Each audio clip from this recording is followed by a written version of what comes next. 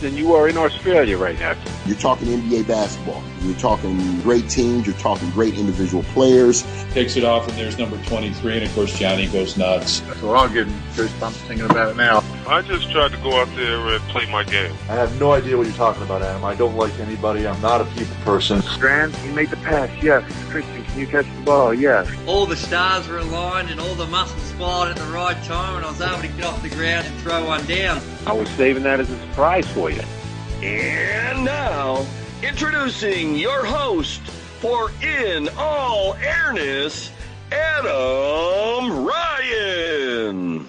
Welcome to episode 3. Thanks for joining me. Go to inallairness.com for show notes and plenty more features. The social hub for the podcast is facebook.com/inallairness. If you haven't already, please like the page and join the growing community of fans. Add the podcast to your RSS feed or iTunes so you never miss another show. It's also available on Stitcher, BlackBerry, Player FM, TuneIn Radio, and numerous other podcatchers. I love hearing from listeners. On either site, you can send voicemail comments or questions. With your permission, I'd love to include your feedback on future episodes. You can follow me on Twitter @inallairness. My guest today has a basketball resume like a few others. His name is synonymous with the Duke Blue Devils. Simply mention the shot and you instantly think of arguably the greatest finish to possibly the greatest game in college basketball history. He had a strong 13-year NBA career and, just for good measure, was the only non-NBA player on the 92 Dream Team. Christian Laettner, thanks for joining me. You're welcome, Adam. My pleasure. Throughout your career, Christian, would it be fair for me to say that you exhibited a hard-nosed, in-your-face style of play against opposition and even at times fellow teammates? Well, I think to a certain degree you have to have that type of hard-nosed mentality to be a very, very good player and to play in the NBA for 13 years and have a successful NBA career. You have to be hard-nosed like that. And in college, we were all younger and, juniors and seniors have to be more vocal and show some more leadership capabilities, and it's demanded from you. So, Coach K really stressed that to us all the time, and he kind of let it mature and grow as we got older. So, yes, I was definitely hard on my fellow teammates at Duke. Mm-hmm. But at the same time, I think holding each other accountable like that made us ultra successful, because my freshman year, everyone did it to me. My sophomore year, everyone did it to me. And then junior, senior year, it was my turn to do it to everybody else. And, when you get to the NBA, you don't have to do that as much because everyone is as good as you or better than you. Mm-hmm. So there doesn't need to be that much from the players because you have to be brothers and so close because you're together so much. Yep. And that has to be facilitated from the coach more in the NBA. The players, you have to be just kind and nice and love each other all the time and not push each other like maybe you did in college. So yeah, it was definitely part of the game in college. And Bobby Hurley was so important to our team because he's the quarterback, he's the point guard, he has the ball all the time. Yeah. And he was so good, and anytime he wasn't good, I might have mentioned it. And and when I wasn't maybe so good, he mentioned it to me, and we all did it to each other. And I think that's why we were so good though the 4 years I was at Duke, is because we all held each other accountable. Yeah, sure. Now, the long-time voice of the Blue Devils, Bob Davis, he recently told me via Twitter that you were such a fierce competitor, and that's obvious as well from just watching your games too, even from over here in Australia. Where did that drive and will to win come from, Christian? Well, a lot of it is innate because I have an older brother who's 4 years older, so my whole life until I was, 14, he beat me up and rubbed it in my face and beat me at every game, sport, little silly, stupid game you can think of, and rubbed it in my face, and so I learned to hate to lose because my older brother, and really competitive because of him. And then once I got to Duke, it was really encouraged, and Coach K, would use that as, come on, we got to be more competitive. We got to be fierce competitors out there. So I loved it, and I took it to heart. For sure. So that obviously kept you in good stead for when your college and NBA days came along. Now, I've read numerous articles about your playing days at Duke and your occasionally strained relationship with Bobby Hurley, who you just mentioned a moment ago. Was it actually as difficult as it was made out to be, your relationship between the two of you? I don't know. There was times, here and there when, we would bicker at each other, and, I was a little rough on all the guys. And Antonio Lang, when he was a freshman, I was a junior, and we really needed him to perform on the court, even though he was a freshman. So, we had to toughen him up a little bit. And I'll never forget how they toughened me up when I was a freshman. Danny Ferry and Al Abdinabi and John Smith and Robert Brickey and all those guys. Sure. So obviously it's just something that happens between teammates, and it does bring out the best in people, I'm sure. Now, we'll get to your heroics versus the Kentucky Wildcats in the 92 NCAA tournament, but perhaps lost on some people was a very similar end to another game 2 years prior, also in the East Regional Finals. It was your Duke Blue Devils against the Yukon Huskies. You're in overtime. There was 2.6 seconds left. You inbounded the ball, which was quickly passed back to you, and when time expired, or just as time expired, you hit the game winner. Now, had that missed, it would have been game over. Can you just run us through your recollection of that game, please? Well, I'm glad you mentioned it, because a lot of people seem to forget about that shot. But that was also something I'm very proud of, and that was the buzzer beater I hit my sophomore year, and just a wonderful feeling, because that was the very first time, and I'll never forget how much my heart just leapt when I screamed after I made the shot. My heart just left my body because I was so happy, and And we celebrated, and that was the first one. And what happened was, when I was a freshman, Danny Ferry would take the ball out on the side, and Coach K had this audible called special, where if he noticed that no one was guarding the inbounder, who was Danny Ferry, he would change the play that he drew up and called special. And do an audible, and Danny would throw it to the closest guy, get it back, and come in and take the last shot, for the quarter or the end of half shot or the end of game shot. So when I was a sophomore, I was put in that position because I was a good passer. So that was the next year after Danny graduated. And, we're in that game. It's overtime, 2.6 seconds left. You remember the guy on their team almost stole the ball on Bobby's pass? You remember that? Yeah. I can't think of his name. Not Eddie George.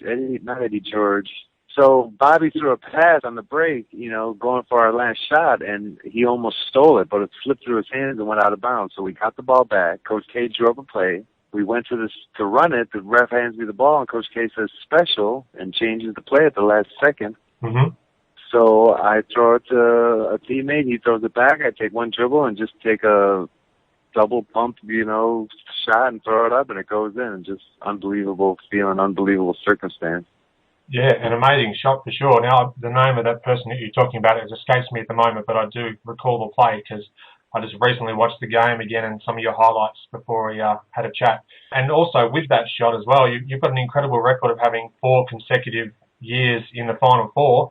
2 of those years were only because of buzzer-beating shots in overtime that you hit. So it's a pretty remarkable record in itself. Well, thank you. No problem at all.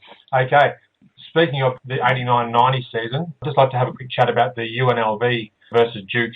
Probably a game you don't want me to talk too much about, but the Running Rebels were stacked with some future NBA players, including Larry Johnson, Stacey Orgman, and Greg Anthony, who were all first-round draft picks that year.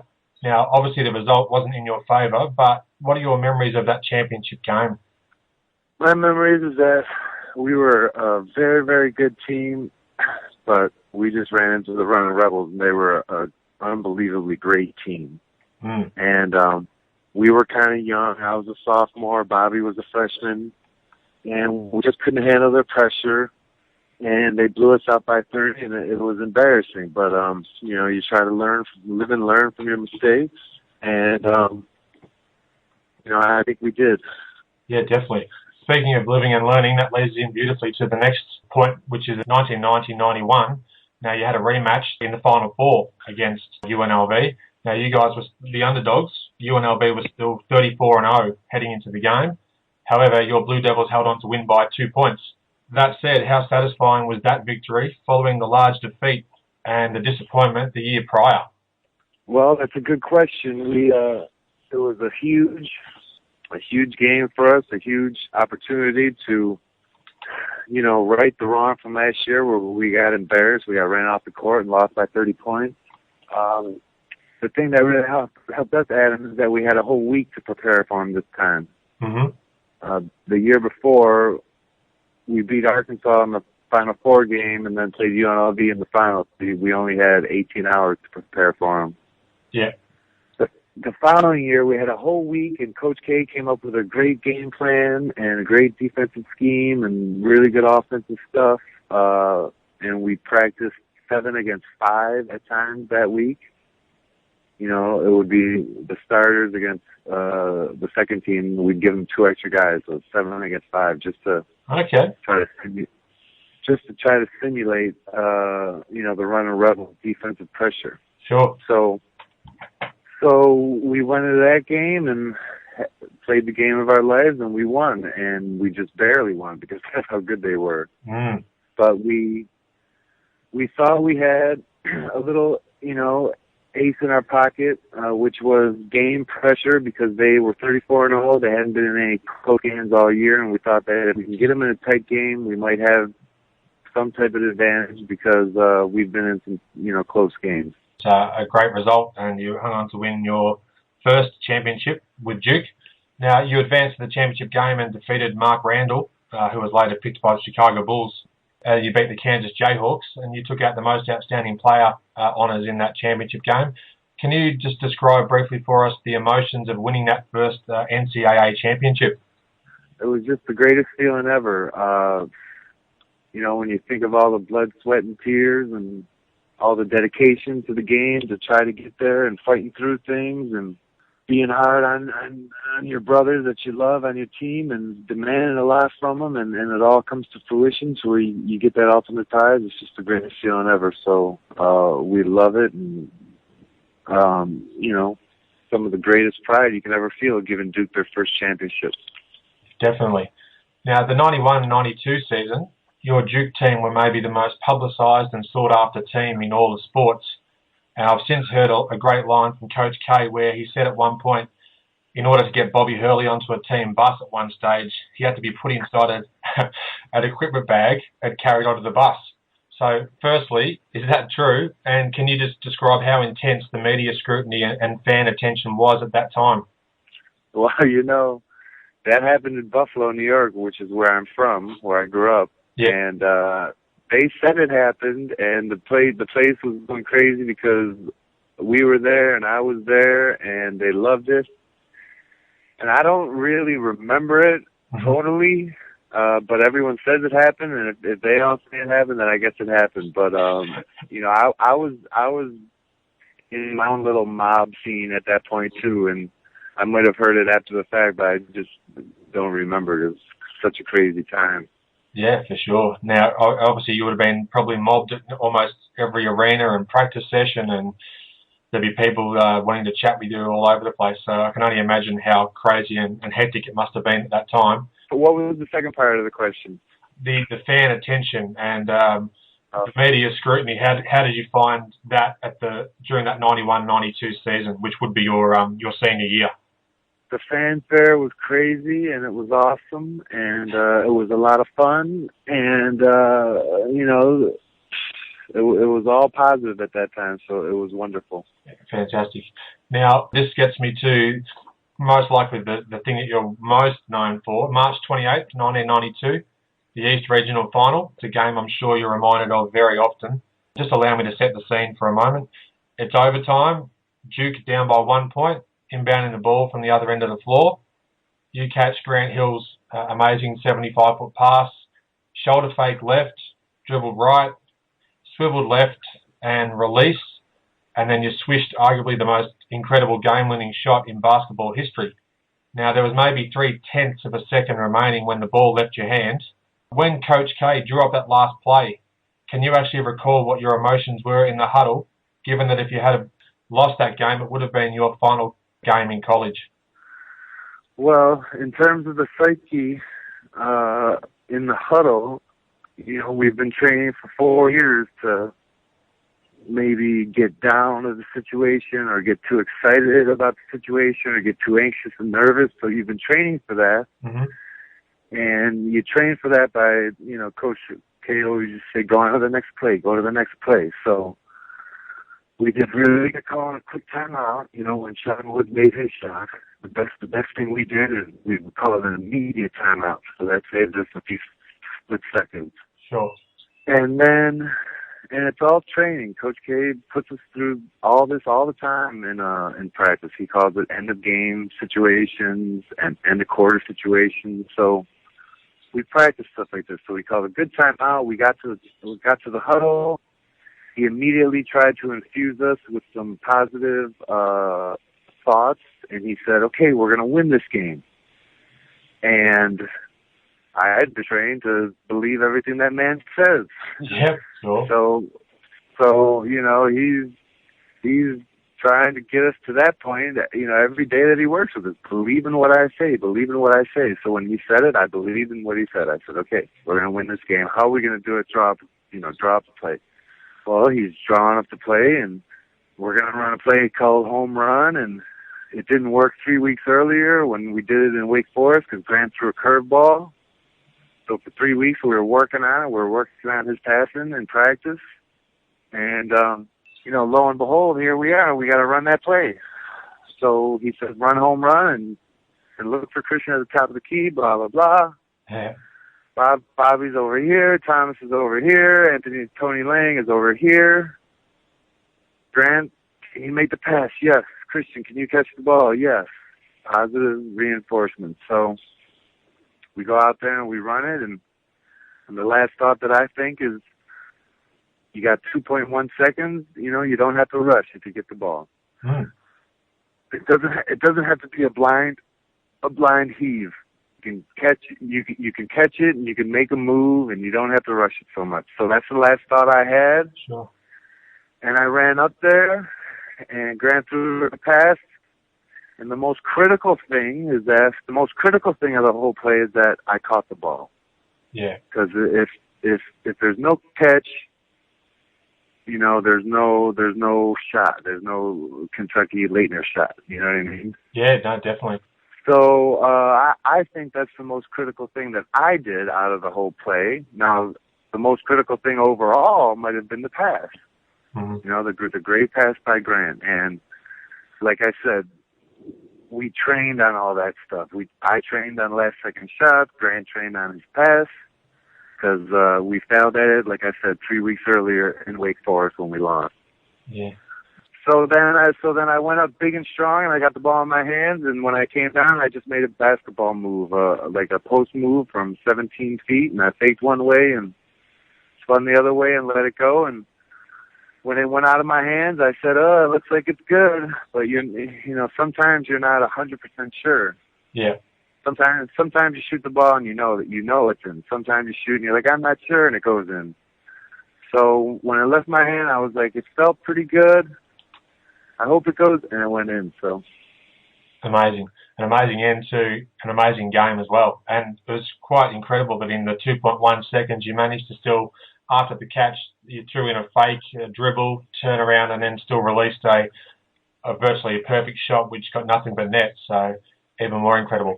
Now, was it tempting to think about the "what if I make this shot" scenario before the home run play was actually called, or is that just something that wouldn't even enter your mind at that stage?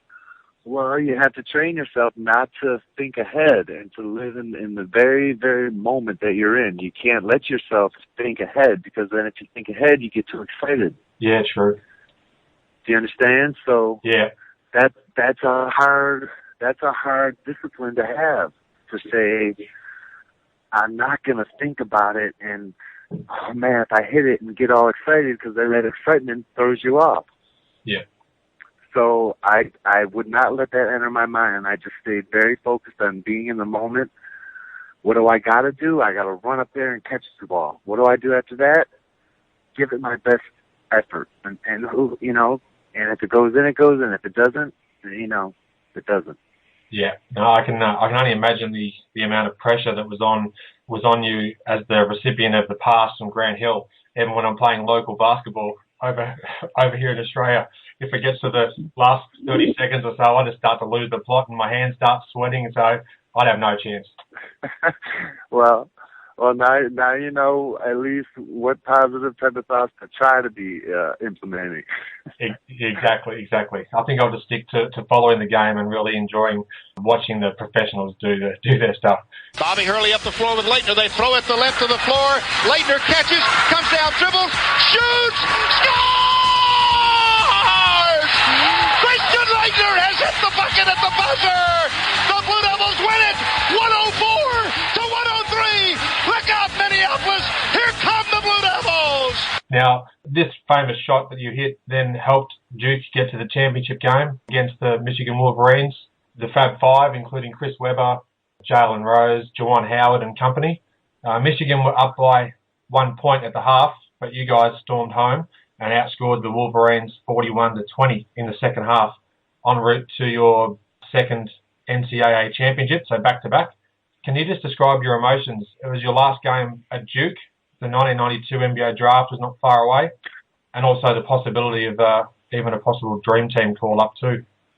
Well, winning the second championship was just another unbelievably great feeling. Like I said about, if you have two kids, you love the first one and you love the second one. You love them both the same, just beyond belief. So unbelievably proud feeling. And then it was especially hard because it was back-to-back, so we were getting everyone's best shot by far of the year. And to withstand it all and win a championship, it was just a great feeling. But we were a very, very good team.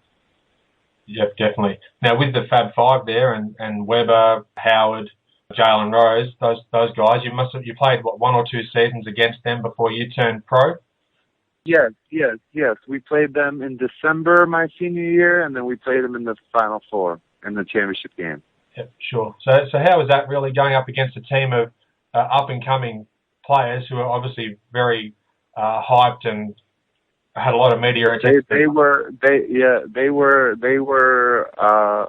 hyped and very deserving of it. They were a very good team. They could have beaten anyone, but we were just a buzzsaw at that point. Mm-hmm. We were too good for really anyone to beat us at that point.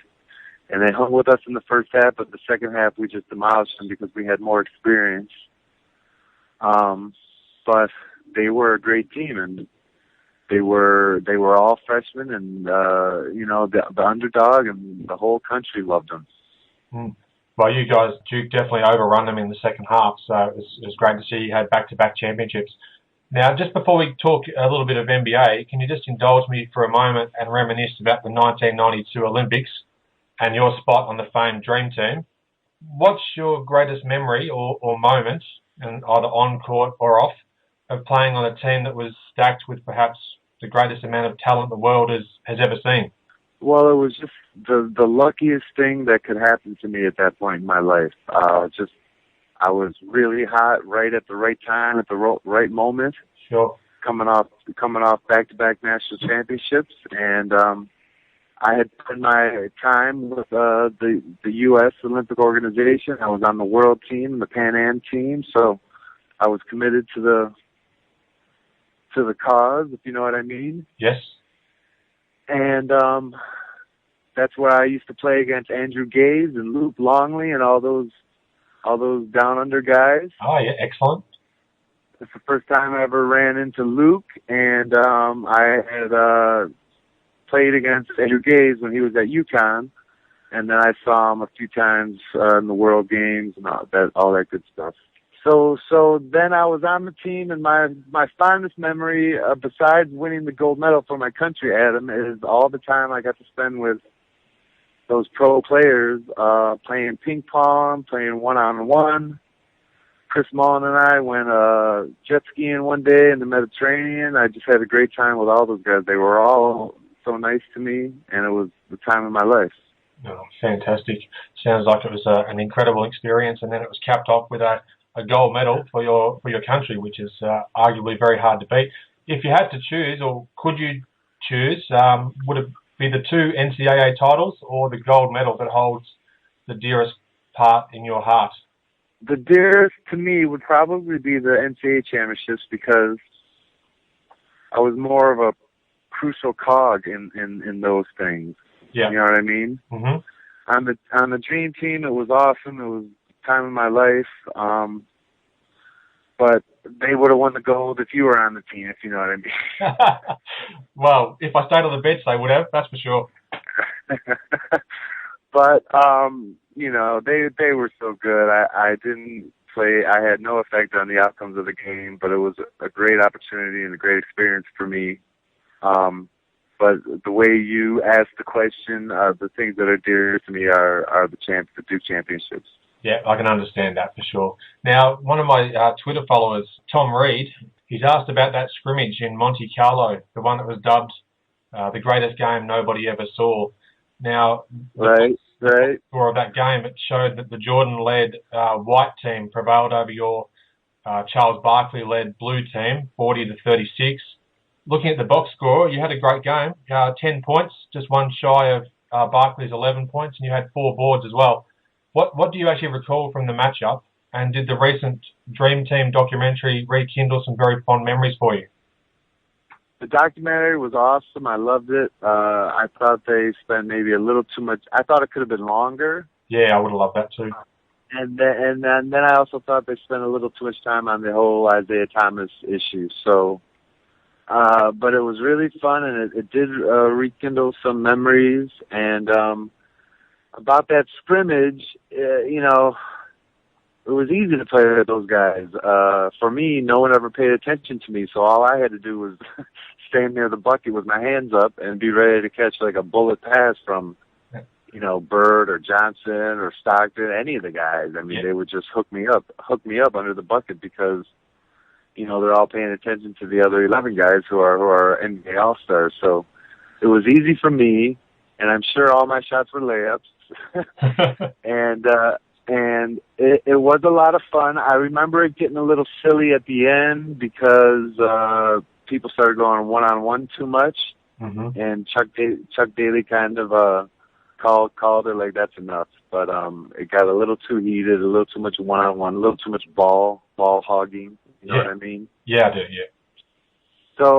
So he called it, and it was a lot of fun, and we might have tried it again the next day or maybe 2 days later, and it was even more heated and more ball hogging, so he had to even cut it shorter. So all right. He's sorry. He was like, all right, we're ready. Let's go in the goal. Yeah, sure. No, that's a great preparation there, no doubt. I think you're talking yourself down a bit there by just saying you were scoring layups, because you had a really nice mid-range jumper as well, and would hit the occasional three-pointer too, so you could still hit from outside as well. No, I know. Yeah, I'm joshing myself a little bit. But I'll tell you, it was so easy, and it was a lot like when I was 14. When I was 14 years old, I would play with like my dad's 35-year-old team, you know, his league, his old man's league. Okay, yep. And it was just like that, where I had to just keep my hands up and be ready to catch the ball, and if I caught it, just laid it in or shoot a really wide open shot. So it was easy basketball. Yeah. Now, just talking about that there, when you're 14 years old, how tall would you have been at 14? Because obviously you're 6'11", but at 14 you still may have been quite tall, I'm imagining. Well, when I was 15 and a half, I was the size I am now, 6'11". So I was probably, 6'8" at 6'7", 6'8" at 14. And so you would have been throwing down would you have been doing a few dunks at that stage, or would you just played it safe and just done layups? Just starting to maybe at 14, yes. Okay, excellent. There you go. Now, just going forward, after you got back from winning gold in Barcelona, you were then going to be playing for the Timberwolves. You were picked at number 3 in a 92 NBA draft by Minnesota, and your draft class also famously featured Shaquille O'Neal and Alonzo Mourning, who were picked at number 1 and number 2. As a rookie, you averaged some great numbers, 18 points a game, 9 boards, 3 assists, so some really great numbers on a lottery team, and you earned yourself a all-rookie first-team selection. How was the adjustment entering the NBA, coming off the highs of having back-to-back NCAA championships, and then also playing on the Dream Team, and then suiting up to play for the T-Wolves? Well, I loved every instant that I was in the NBA for 13 years, and I especially loved my time in Minnesota and playing for the Timberwolves. I had a good rookie year, but you start to you realize right away that winning in the NBA depends on your team power, your power as a team, not just one or two players. So yeah. We might have been, not the most talented team, and we didn't win that many games. I think we only won 20 games or something like that, so it was really hard. Mm-hmm. And but I was starting to play great basketball with some great guys, and I think Luke was on the team my rookie year with the T-Wolves. Yeah. And Doug West and Felton Spencer and Chuck Person and Michael Williams and all these guys. So it was just a great time, and I had an absolute blast, even though we weren't very successful. And starting a friendship and a relationship with Luke, and we still stay in touch maybe once a year. But when we were both playing a few years ago, stayed in touch a lot more. Yeah, excellent. Now that leads in nicely to this next little question. Just a quick aside. You played probably just a little over one season, perhaps, with Luke Longley. Now, do you have any stories or any recollections about Australia's first ever NBA product? Yes, he's as big as a wall. You speak bad. He's as big as a wall, and you just can't imagine how he is, especially like across his back and his shoulders. He's just the biggest person, and also the coolest, best guy, just the best person. So I love Luke. I still do love Luke, and my fondest memories with Luke are stuff off the court. Like I would go over. His apartment was just like 3 blocks away from practice, from the arena. Yep. And sometimes I'd go over there and we'd eat lunch, or we'd go get some Buffalo style chicken wings, and he was a real person, he cooked his own meals sometimes and did some of his laundry and got some dry cleaning. So I learned some of the NBA ways and how to be an adult man from Luke when I was with him on the Timberwolves. And he taught me some stuff about driving. I'll never forget one time we were driving his car, and he was, trying to teach me some things about driving and showed me the way around the roads in Minnesota. So just a great guy, and we had a lot of fun together. No, that's good. That's some nice insight there. Thanks for that. I always like to try and just relate it back to some of the Australian players like Andrew Gaze and Luke Longley and that sort of stuff, just to make it a bit more personal. Based on numbers and individual achievements, I'd say that 1997 would have been your best season as a pro. Now, correct me if I'm wrong. You were a star on the Atlanta Hawks. You played all 82 regular season games. You had your first All-Star game appearance, and you made it to the second round of the playoffs before being defeated by Michael Jordan and the Chicago Bulls, who were on their way to their second title in a row, their fifth in 7 seasons. Can you just perhaps talk about that season with Atlanta and where it actually does rate with you?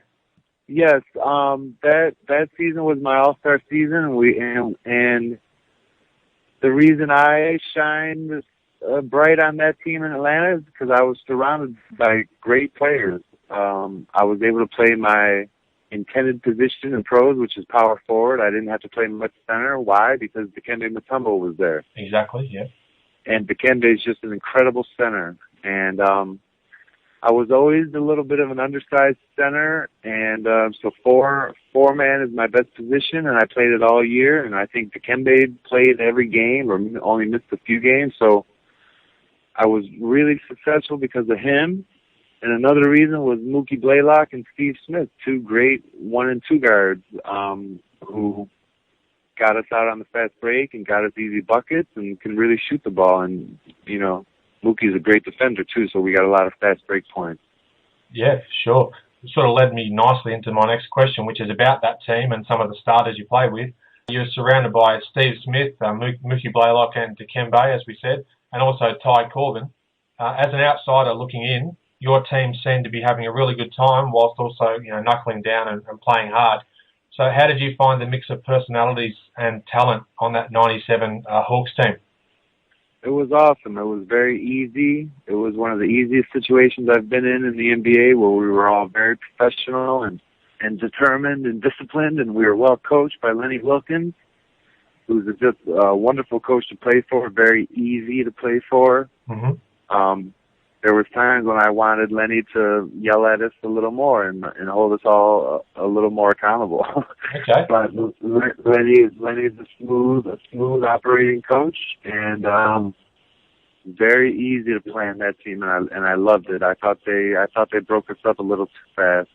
Yeah, no, it was a great team to watch, and yeah, I did enjoy the mix of personalities and players on that team from games that I watched back in that era. Now, I've got 2 words for you. I'm sure you've heard them both before. Michael Jordan. You played with him on the Dream Team, and then also for 2 seasons at the Washington Wizards, his final 2 seasons in the NBA, and I guess also the 97 All-Star game as well. Can you please just talk a little about MJ and describe a few lasting memories or experiences of playing with him compared to perhaps playing against him? Well, the first is that I beat him in ping pong at least 2 games, and you can read all about that in Jack McCallum's book. Yes. And he didn't like that because he's ultra competitive, but sure. I'm just too good at ping pong. I played a lot of it in my life, and so that was a lot of fun. And then the other super fond memory I have of Jordan is that one time in practice, I caught the ball for the Dream Team. This is on the Dream Team. Mm-hmm. One time I caught it in practice, and I faced up, and Jordan was in front of me. And I jab faked, and he's so quick, he kind of beat me to the spot. but it made me make a really good move where I jab fake, and he kind of bit at it. So I went by him, and as I'm going by him, I'm like, oh, I got by Michael Jordan, you know, because it never happened.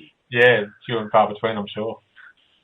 So I'm really happy that I'm getting by Michael Jordan, right? And as I go up to lay it in, David Robinson just comes over and beats it up into my face. So that reinforced the whole theory of don't get too happy, don't get too excited, because you know, the next moment, the next play, someone might beat your shot up like Robinson did. So that's another fond memory.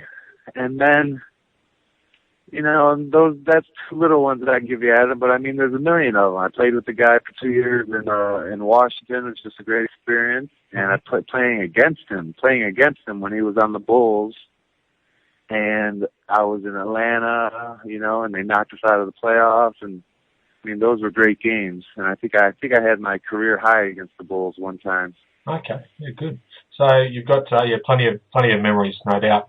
Given the varied comeback attempts by players who came into the league just a few years after you were a rookie, and I'm thinking of Michael Finley most recently, did you ever consider or seriously consider making a comeback to the NBA following your retirement from the Miami Heat back in 2005? You know, I considered it because some teams called me.